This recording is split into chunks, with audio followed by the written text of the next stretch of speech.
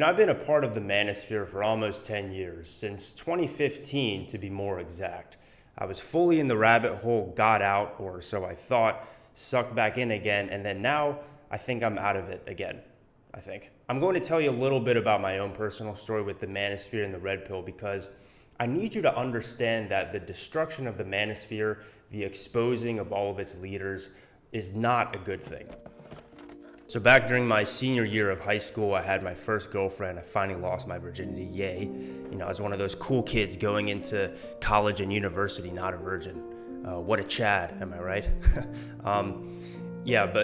I broke up with her like a few months into college. I personally didn't go to university, but she did. And the distance was too far and it was like all puppy love. It wasn't like a real, it was like high school sweetheart type, whatever. It's cutesy, but it's not real anyway. So anyway, after that, I actually didn't date any girl for like 3 years. I was fully focused on my business. I wanted to be an entrepreneur since I was in high school. So I was building up some businesses. Most of them failed. Obviously, that's how it usually works if you're trying to build a business at that young of an age. So during that time, I didn't really have any dating experience at all. And then I ended up meeting this girl when I was a personal trainer, when I finally started to see some success as a fitness trainer. That's my background after all. And so this girl was a personal trainer at one of the gyms that I contracted out of. Actually, I believe at the time I was an employee there. So this is a little bit before I actually started my own fitness business. And she was like super attractive, super cool, awesome, right? We really hit it off. And I remember she said, there was like this Christmas party for the company that we worked for, and I remember she brought this guy along, and he was super cool. And she said that this was her like ex, and I was like, oh, all right. I just figured that they were still like having a thing or whatever. Apparently he lived in another country. I'm not gonna say specifically where, it doesn't matter. So they had like a long distance thing, but technically they weren't together anymore.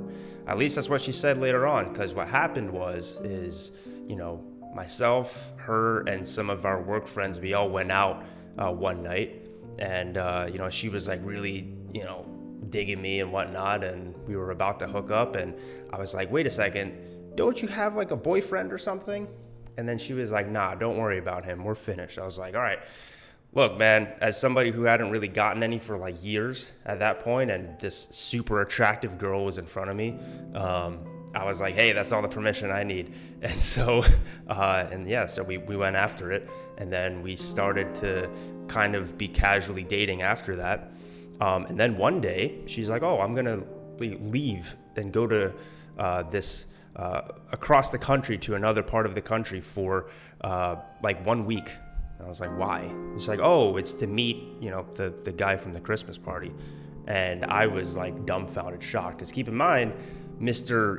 Blue Pilled at this point here, I was like, oh, this is like, well, at that point, let me rewind. I had a few casual hookups between my high school sweetheart and her, but she was like the 5th girl I've ever been with, I think at that point. So I was like, oh my gosh, I'm in love with her. She's amazing. The sex is amazing. She's just an incredible person. She's going to be my girlfriend one day. And so all of that got shattered in a moment. I was like, how could you do this? I thought we had a thing. I thought we had something special. Turns out no. And so, I was pretty devastated, and I kind of like took on the role of her mistress, mastress, whatever the masculine term of that is, mattress. But then eventually I couldn't take anymore because I was in love with her, And I kind of, eventually he found out, kind of because I was like this little dwerb, and I was like, you know what, I feel bad, and what you're doing is wrong, so I'm gonna go tell this guy. So I contacted him and told him like a freaking weirdo. And the relationship just went completely, kaput after that. Funny enough, this dude was more of a simp than I was back then, and he was actually like, you know what, I'm in love with her, so I don't care, like, I forgive you for cheating on me with this dude, so I'm gonna stay together with you. And then they stayed together, but eventually, and I was heartbroken, obviously, but then eventually that all went to shambles and stuff too, and then her and I started dating exclusively until one day she moved across the country, and then I never saw her again.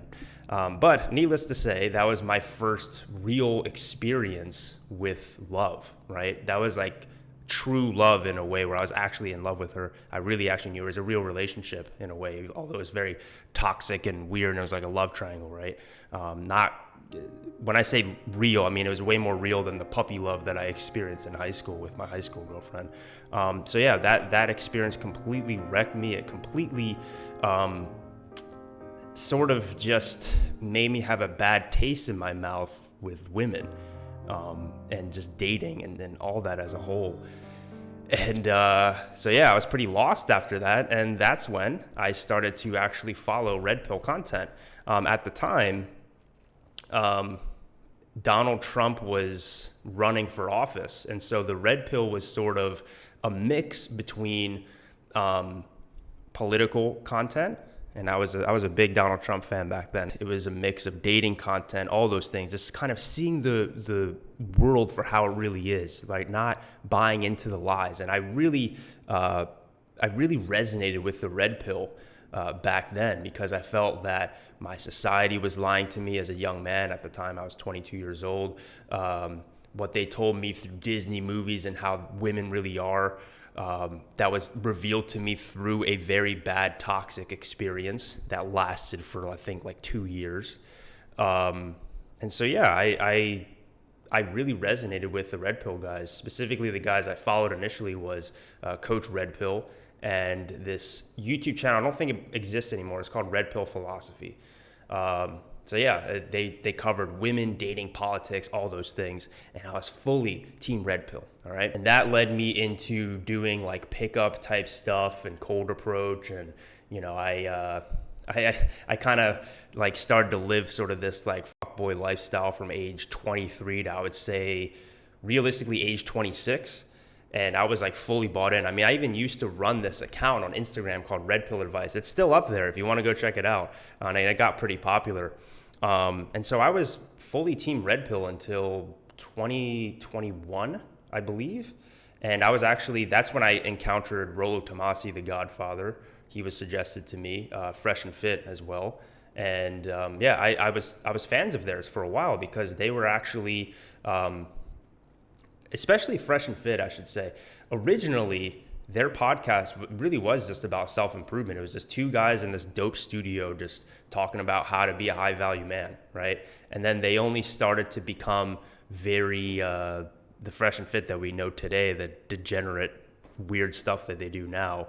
Once they started bringing girls in, they saw the views skyrocket. And same thing with Rollo Tomasi, they saw the views skyrocket. And I started to see the red pill as, I started to see it morph and transform into something very ugly very, very quickly. And I became pretty disillusioned with it. And at that point, I started to kind of call them out, because I took pride in the term red pill. I tried to save the term red pill for the longest time. Now I've kind of given up on that. I think it's been tarnished so much to the point where you can't even salvage it anymore. So yeah, that's, in short, that is my red pill story. I basically went from a red pill fanboy to somebody who critiques it now. And I think there's this term, I forgot what the term is. I'll put it up on the screen if I find it while I'm editing this. But when you have if you largely believe in the same things, but you have small disagreements, you usually tend to be more vitriolic toward those people than somebody who, you know, has completely different beliefs than you. So for example, you know, you look at politically, you look at the right or you look at the left. You look, leftists are very critical of liberals. People on the far right are very critical of like traditional conservatives, probably even more so than the people who are on the exact opposite end of the political spectrum. And I think it has something to do with the fact it's like, oh, you're in our tribe, but you betrayed us, and therefore this is basically treason. You know, you look back historically, the worst punishments always have to do with treason, because people feel like they're being betrayed. And I think it was something like that. And that's why, for me, my content was very, very vitriolic, very, very vindictive, very mean, to be honest, toward these Manosphere content creators I used to look up to. And as an extension of them, also their audience. I was like straight up to them. And I think a lot of people, at least a few thousand, found it very entertaining, because the highest viewed videos on my channel is me just dunking on these guys. Now, before we move on, let me just show you really quickly about how I treated people in the red pill space after I left the Manosphere. Exactly. The contract doesn't need to be formal, you dum-dum. That's what I'm saying. They already had an informal contract and agreement that she was going to go on the show, no strings attached. And then all of a sudden, Myron tried to put the condition on that you need to come on. If you want to come on, now there's this new condition that you have to do OnlyFans content for us. That is by definition a bait and switch, you fucking retard. Yeah, no, you need to go get like an IQ test, bro. Like, I'm not just saying that to be like a dick, but like, you keep making the argument for the other side. You seriously do. Like, I don't want to misrepresent Fresh and Fit by having their dumbest like followers like represent them, but this guy's making such good points to go against them that I have to say it. It's like by trying to defend Fresh and Fit, you're actually attacking them. It's so freaking funny. So go get an IQ test, brother. It's good for you. There's still a place in this world for unintelligent people like you, but you need to actually have doctors kind of help diagnose you to help you out. I'm honestly saying that. Like, that's some of the dumbest stuff I've ever seen. Okay, Jack, hang on. Let's do it like this. What in your definition makes a high value man? I think we have to start there. All right, so a high value man should be physically fit. Okay, guess what? Hold on, Jack. Guess how much I bench? How much you bench? I bench 350. All right, flex your muscle. Wait, flex your arm right now. Let's see. Just No. flex, bro. I want to see. That's not fucking weird. What, you gay? Is that Wait, why you you got- came on why- here because you wanted to see Kevin's muscles? Wait, why'd you want me to panic? spit on my biceps too? Wait, why'd you my panic, biceps bro? and rub it Don't in panic, for you? bro. Why you get a big chubby on the? That's why you don't want to turn on your screen. Wait, Because why'd have you a raging panicking, boner bro? right now, don't Why are you? you panicking, bro? Like, I Yeah. have 0 games, so it's better I go from 1 to 5 than 1 to 0. You know what I'm saying? Well, I'm glad that you acknowledge you have 0 game. I can tell. Making fun of me being dressed up like. Are you serious? This is the receipt. No, there's more to come, but like, Dude, what's you up with never this heard of a joke before? Dude, that's it? Are you? No, I'm not joking, bro. I'm not. There's more to come, dog. Please tell me, is that it? Is that it? No, that's not it. So, but the thing is, you haven't deleted. Vital It message says says I'm a there's pretty more. girl having too much fun at work, bro. So, like, what's up with that, dog? Wait. Let me ask you this. Do you think that's real hair or no? It doesn't matter if it's wool hair. No, or it not. doesn't matter. I want to just see. I just want to gauge. I just want to gauge how retarded you wait, are. time out, I just want to time gauge how retarded you are. Is that real hair? Yes or no? Hang on. No, Kevin, I'm not gonna fucking Kevin, hold on, Kevin, time out. Guy, Rollo's only fault is bullshit charge. Side that his icon in space, low key. We all benefit from his advice. Right, and then we got this guy. He doesn't give advice though. Hold on. He doesn't give advice. He doesn't give prescriptions. Yeah, he Advice doesn't is give a advice. prescription, isn't it? What- I thought he what doesn't give advice? advice. Roll. Yeah. What advice, doesn't- Green? I thought he doesn't give advice, bro. Do you believe he gives advice? Let's see what Green says. Roll Let's does see tend to him be sit long. for his daddy somehow. Let's see the mental gymnastics, Green. I thought he doesn't give advice. Going on. That's literally what Rolo's doing to his audience when he doesn't have the balls to give prescriptions. Because he actually does give prescriptions, first of all. But by his own logic, he says he doesn't give prescriptions.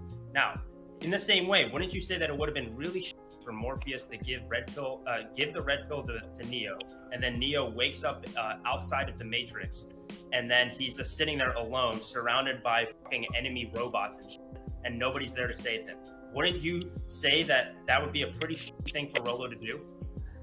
I would say in a movie sense, For but Morpheus that's to do? not a real life example. That's not a real. It's a real life example, you dummy. No, Are you joking no, me? no, It's no, literally the no, red no, pill. listen, He listen. calls himself the godfather of the red pill, aka Morpheus, you dummy.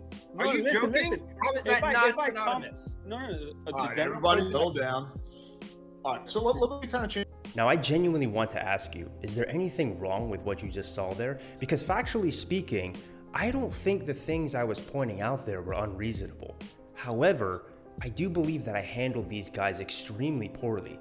And in order for me to explain to you why that is, and to directly relate to the topic of this video, why it's not a good thing that the Manosphere is getting exposed the way that it is, we need to define two important words here that perfectly describe the Manosphere, and tangential to that, what critics of the Manosphere are doing, which will perpetuate the incel epidemic and seemingly growing hatred of women. Cruelty and contempt. These two terms are at the heart of everything you see in the Manosphere and anything tangential to the Manosphere, namely the ideologies that the Manosphere has some sort of gripe with, and conversely, any creators, thinkers, or viewers who criticize the Manosphere. No matter if you're a feminist, red pill fanboy, a normie who just likes to be entertained by the drama, We are all guilty of being perpetrators and also being a victim of these two emotional states. We're going to cover exactly what I mean by that in a second, but first, let me ask you, in the clips you saw of me destroying these Manosphere guys,